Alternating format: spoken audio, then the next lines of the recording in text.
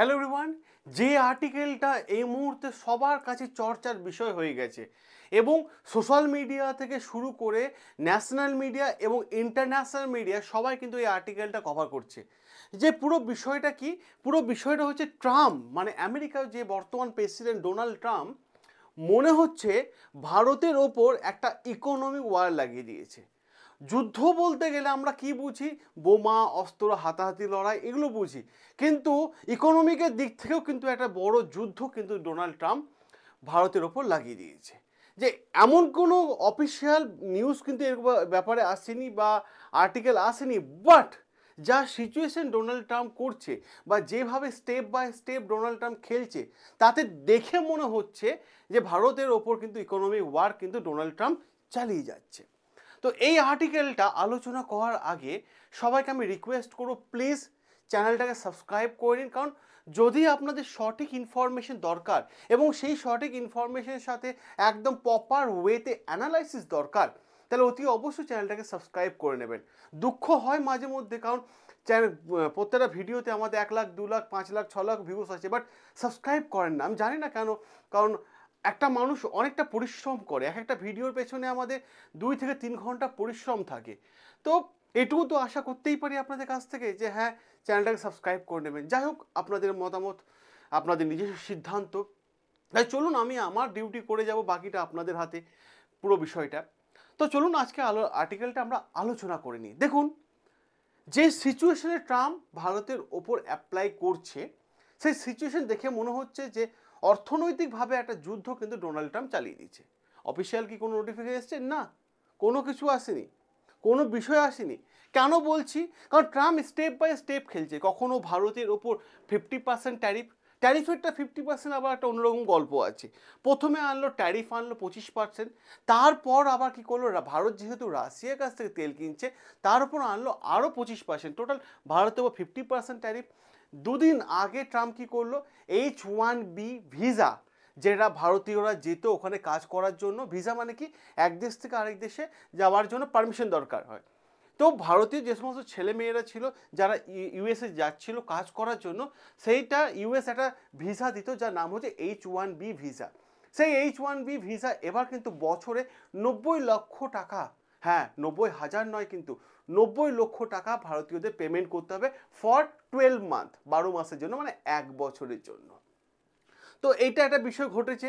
এবার আমরা দেখতে পাবো যে ট্রাম্প যেভাবে খেলছে, কারণ দুদিন আগে ট্রাম্প একটা কথা বলেছিল, দুদিন আগে মানে কি 2 সপ্তাহ আগে বলেছিল যে আমরা ভারতের ওপর তো স্যাংশন লাগিয়েছি, এরপর তো ফেজ 2 এবং ফেজ 3 কিন্তু বাকি আছে। তো যে আর্টিকেলটা এখন সামনে এসেছে সেটা বলছে ইন্ডিয়া স্ট্রিম এক্সপোর্ট, ঠিক আছে, set to fall 50 to 18%, Trump tariff like $5 billion risk. বিষয়টা কি বলছে? বিষয়টা বলছে যে ট্রাম্প হয়তো আরও একটা ভয়ঙ্কর ট্যারিফ লাগাতে চলেছে ভারতের ওপর। কি ব্যাপারটা? এই যে সিম দেখতে পাচ্ছেন, মানে আমরা আমেরিকাকে আমেরিকার মধ্যে সব থেকে বেশি এক্সপোর্ট করে থাকি মানে এই মুহূর্তে, সেটা হচ্ছে শ্রিম এবং মানে চিংড়ি মাছের ওপর, যেটা আমেরিকা যত দেশ থেকে চিংড়ি মাছ কিনে তার থেকে বেশি চিংড়ি মাছ কিন্তু ভারত থেকে তারা চিংড়ি মাছ কেনে। এবার মনে হচ্ছে যে আমেরিকা কি করতে চলেছে, ভারতের ওপর যেহেতু H1B ভিসা লাগিয়ে দিয়েছে, এবার এইটার ওপর কিন্তু মানে স্যাংশন লাগাতে চলেছে। এবং যার ফলে আমরা দেখতে পাবো যে অনেক লস হবে, প্রায় বলা হয়েছে যে $5 billion লস হবে। এবং ভারতের ইকোনমিতে প্রায় 15 থেকে 18% কিন্তু ইফেক্ট পড়ার একটা সম্ভাবনা কিন্তু আছে, এমনই কিন্তু কথা বলা হয়েছে। এরপর ফিউচারে কিন্তু যা দেখে মনে হচ্ছে ট্রাম্প আরও বড় স্টেপ কিন্তু নিতে চলেছে। বিশেষ করে আপনারা দেখছেন যে এই যে রিস্ক লেখা আছে না, একটা বড় একটা আইন হয়তো সম্ভবত ট্রাম্প আনতে চলেছে। কারণ কেন বলছি, কারণ এই বিষয়টা নিয়ে কিন্তু ডোনাল্ড ট্রাম্প কথা বলা শুরু করে দিয়েছে। সে আইনটা হচ্ছে হায়ার অ্যাক্ট। এই হায়ার অ্যাক্ট কি, সবার প্রথমে আপনাদের জানতে হবে হায়ার অ্যাক্ট জিনিসটা কি।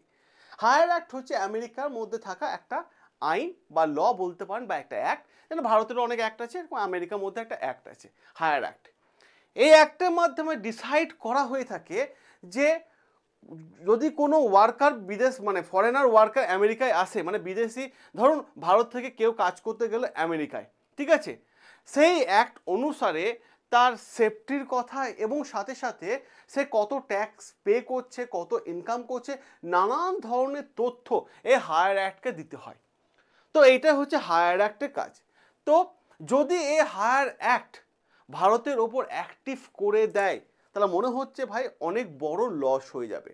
বিশেষ করে আমি আরও একটা এক্সাম্পল দিই আপনাদের সামনে, তাহলে ব্যাপারটা আরও ক্লিয়ার হয়ে যাবে। এখন ডোনাল্ড ট্রাম্প কি করেছে, H1B ভিসাটা ভারতের ওপর স্যাংশন লাগিয়ে দিয়েছে, অ্যাক্টিভ করেছে, গতকাল থেকে অ্যাক্টিভ হয়ে গেছে, 19 তারিখে অর্ডারে সাইন করেছে, 21 তারিখে অ্যাক্টিভ হয়ে গেছে। এবার দেখুন যে বিষয়টা দেখা যাচ্ছে যে ভারতীয়রা যদি আমেরিকায় কাজ করার জন্য H1 ভিসাই পাবে, কাজ করার জন্য H1 ভিসা অনুসারে যায়, তাহলে তাকে বছরে 90 লক্ষ টাকা দিতে হবে। এবার প্রশ্ন এইটাই, এবার ভারতে TCS কোম্পানি আছে, ইনফোসিস কোম্পানি আছে, তারাও আমেরিকাতে অফিস করে রেখেছে, এবং আমেরিকা যারা ইঞ্জিনিয়ার আছে তাদেরকে জব দিতে গেলে তো বেশি টাকায় লাগবে। তো কি করেছে তারা ভারত থেকে ইঞ্জিনিয়ার তুলে নিয়ে গিয়ে ওখানে কাজ করে, এবং মানে ভালো একটা প্রফিট হয় আমাদের। তো এবার কি করেছে, যে প্রশ্ন এখানেই, কাল যদি মাইক্রোসফট মতো কোম্পানি, গুগলের মতো কোম্পানি এরা ভারতে ইনভেস্ট করছে, অফিস করছে, এই হায়ার অ্যাক্টের মাধ্যমে ডোনাল্ড ট্রাম্প কী করতে চলেছে, যে এই যে তো মানে কোম্পানিগুলো কি দেখবে, যে আমি যদি ভারত থেকে এমপ্লয়ি আনি তাহলে আমাকে 90 লক্ষ টাকা দিতে হচ্ছে ডোনাল্ড ট্রাম্পকে, আমেরিকার সরকারকে। তাহলে একটা কাজ করো, এই গুগল মাইক্রোসফট ভাবতে পারে যে তো আমরা ভারতে গিয়ে অফিস করে দিই, তাহলে ভারতীয় লোকেরা কাজ করতে পারবে। এইখানেই ডোনাল্ড ট্রাম্প আবার একটা বাধা সৃষ্টি করেছে। হায়ার অ্যাক্ট হচ্ছে এইখানেই, যে ডোনাল্ড ট্রাম্পের বক্তব্য যে যদি গুগল বা মাইক্রোসফটের মতো কোম্পানিগুলো ভারতে গিয়ে অফিস করে এবং সেখানে ভারতীয়দেরও কাজ দেয়, তাহলে তাদের ওপর যা প্রফিট হবে, ভারত থেকে যা প্রফিট করবে এই গুগল বা মাইক্রোসফটের মতো কোম্পানি, তাদের ওপর 25% ট্যারিফ লাগানো কথাবার্তা কিন্তু চলছে, এমনই সূত্র বলছে। তাহলে ভাবুন ডোনাল্ড ট্রাম্পের ইস্যুটা কোন জায়গায় আছে, কি ভাবছে ডোনাল্ড ট্রাম্প এই হায়ার অ্যাক্টের মাধ্যমে, যে নিজের দেশের কোম্পানিও যদি ভারত দেশে ব্যবসা করে তাহলেও কিন্তু তার 25% ট্যারিফ লাগাবে।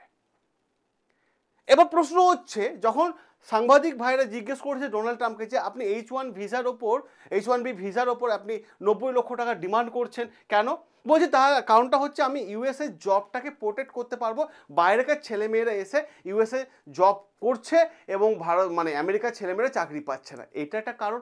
2 নম্বর, এই যে 90 লক্ষ টাকা করে যদি আমি নিই তাহলে ইউএসএ অর্থনীতিতে একটা বড় ইফেক্ট দেখা যাবে, কারণটা হচ্ছে বড় একটা অ্যামাউন্ট ডলার কিন্তু ইউএসএ কাছে আসবে, এটাও কিন্তু ডোনাল্ড ট্রাম্প জানিয়েছে।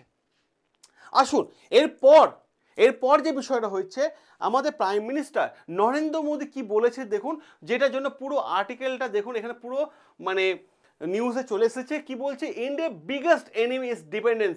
কি বলছে বিষয়টা আমি আপনাদের সামনে আরও একটু খোলাসা করে দিই আর্টিকেলটা। দেখুন কি বলছে এখানে, India biggest enemy is dependence, সে prime minister Modi US tariff and H1B visa জন্য বলেছে। ব্যাপারটা কি দেখুন, প্রাইম মিনিস্টার আমাদের দেশের প্রধানমন্ত্রী, ওনার বক্তব্য খুব ক্লিয়ার, একদম ডোনাল্ড ট্রাম্পকে বার্তা দিয়ে দিয়েছেন। সেটা হচ্ছে যে গুজরাট থেকে তিনি সভা করে জানিয়ে দিয়েছেন, সেটা বলেছেন যে আজকের দিনে দাঁড়িয়ে ভারতের সবথেকে বড় শত্রু কে যা বলুন তো, অনেকে ভাববেন চীন, পাকিস্তান। প্রাইম মিনিস্টার বলছে আজকের দিনে দাঁড়িয়ে ভারতের সবথেকে বড় শত্রু সেটা হচ্ছে ডিপেন্ডেন্স। কিসের ডিপেন্ডেন্স? ফরেন কান্ট্রির উপর আমরা বেশি ডিপেন্ডেন্স হয়ে পড়েছি, ফরেন কান্ট্রির উপর আমরা বেশি নির্ভরতা করে ফেলেছি, যেটা আমাদের ওপর সবথেকে বড় ইফেক্ট ফেলছে। বিদেশিদের ওপর আমরা সব থেকে বেশি নির্ভর করে বেঁচে আছি, এইটা কিন্তু আমাদের ত্যাগ করতে হবে। আর এই সুযোগটাই নিয়েছে প্রতিবেশী দেশ, প্রতিবেশী দলে আমেরিকা, এবং তিনি এইটাই বলেছেন যে ডিপেন্ডেন্স হওয়াটাই হচ্ছে সব থেকে বড় শত্রু। কারণ কি করতে হবে, স্বদেশি প্রোডাক্ট আমার দেশে যা উৎপাদন হচ্ছে সেগুলোই আমাদের ব্যবহার করতে হবে। এরকমই কিন্তু আরও একটা দেশ মেনটেন করে চলে যে স্বদেশি প্রোডাক্টে আমরা ইউজ করব। তার নাম কি বলুন তো, সেটা হচ্ছে জাপান। তো জাপানের কাছ থেকেও কিন্তু আমাদের এই জিনিসটা শেখা দরকার যে স্বদেশি প্রোডাক্ট আমাদের ব্যবহার করা উচিত এই মুহূর্তে। তো এখানে যে বিষয়গুলো দেখা যাচ্ছে, আরও কয়েকটা যে পয়েন্ট বলা হয়ে থাকে তা দেখতে পাবেন এখানে আপনারা, যে আমরা এই যে ডিপেন্ড করে আছি ফরেন প্রোডাক্টের ওপর, বিশেষ করে প্রবলেমটাই হয় এখানে এই জায়গাতে যে হয়তো আমরা সেরকমভাবে জব ক্রিয়েট করতে পারিনি বলে অনেকে চলে গেছে, ঠিক আছে। এর সাথে সাথেও বহু মানুষ আছে যারা আর্থিকভাবে বেশ স্ট্রং আছে, তারা তাদের ছেলে মেয়েদের কী করছে যে বিদেশে পাঠাচ্ছে পড়াশোনা করার জন্য, ঠিক আছে, এবং ওখানে H1B ভিসা নিয়ে সেটেল হয়ে যাচ্ছে।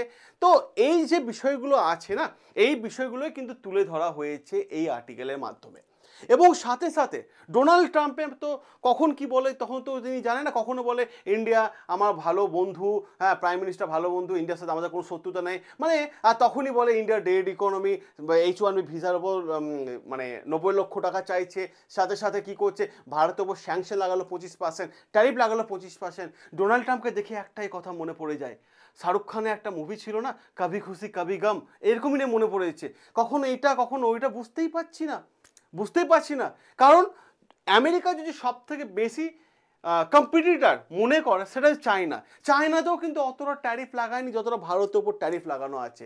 H1B ভিসা কিন্তু চায়না থেকেও অ্যাপ্লিকেবল হয়ে আছে, কিন্তু H1 ভিসা যে 90 লক্ষ টাকা চাইছে সেটা কিন্তু চায়না ক্ষেত্রে কিন্তু এখন পুরো ক্লিয়ারিটি দেয়নি, ঠিক আছে। এরপর তিনি এটাও বলছেন যে ইউএসএ কোম্পানি যদি ভারতে গিয়ে দোকান খোলে, সেখানে যদি ভারতীয়দের চাকরি দেয়, তার ওপর আমি 25% লাগাবো। তাহলে কি বলবো, তুমি তখনই বলছো ভারতের সাথে আমাদের সম্পর্ক ভালো, প্রাইম মিনিস্টার আমার ভালো বন্ধু, তো আবার তখনই আবার মানে কাজ করার সুযোগ দিচ্ছ না, ব্যবসা করা বন্ধ করে দিচ্ছ, হায়ার অ্যাক্ট আনতে চলেছো, তাহলে কভি খুশি কভি গম। এই হচ্ছে পুরো আর্টিকেলটা। আচ্ছা, আরও একটা জিনিস আপনাদের সামনে আমি বলে দিই ক্লিয়ার করে, ওয়ার্ল্ডের নিউজ যদি আপনাদের সম্পূর্ণ বাংলায় শুনতে হয় তাহলে এই ভিডিও ডেসক্রিপশন বক্সে চলে যান, যেখানে আমি আরও একটা চ্যানেল আপনাদের জন্য ক্রিয়েট করে দিয়েছি, ঠিক আছে। সেখানে ওয়ার্ল্ডের নিউজ বাংলায় সম্পূর্ণ ফ্রিতে দেখবেন, এবং সাথে সাথে কমেন্ট বক্সেও আমি দিয়ে দিয়েছি চ্যানেলের লিঙ্ক। প্লিজ চ্যানেলটাকে সবাই সাবস্ক্রাইব করে নেবেন। সকলে ভালো থাকবেন, সুস্থ থাকবেন, দেখা হবে আপনাদের সাথে নতুন আরও একটা আর্টিকেল নিয়ে।